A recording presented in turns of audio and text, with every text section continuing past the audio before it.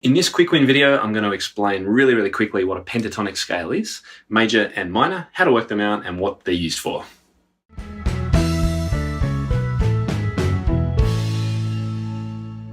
So the pentatonic scale is really useful for non-jazz improvising. So I use this as a creative tool for my students because the notes of a pentatonic scale work incredibly well and just sound very good to the human ear. And they're really easy to come across. So in any key, the notes are 1, 2, 3, 5, and 6. So in a key of C, C, D, E, G, and A.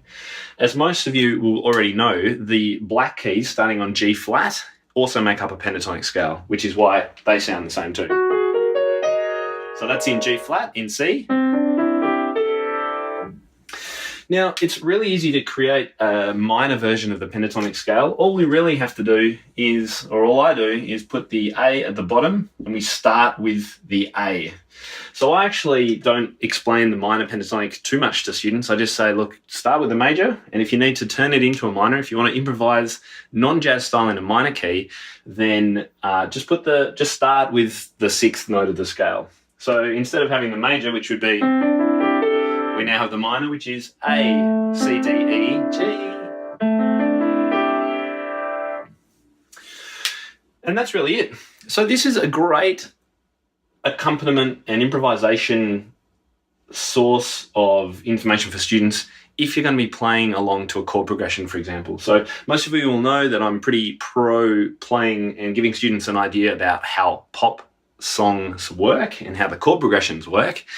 If a student's playing a chord progression, you know, one of the classic chord progressions, something like this, then over the top of that, a student or you as a demonstration can very easily use any notes of the C major pentatonic scale, and it's going to sound good.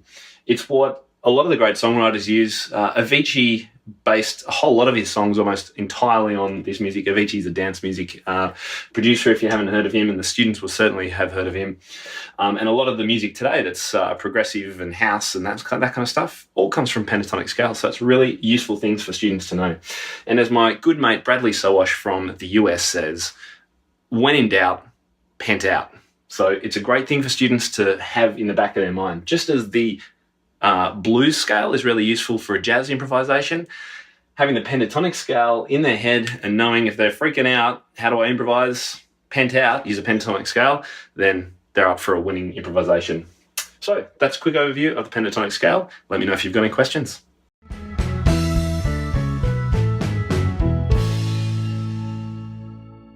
Hi guys, thanks so much for watching this video, and I hope you've enjoyed the content.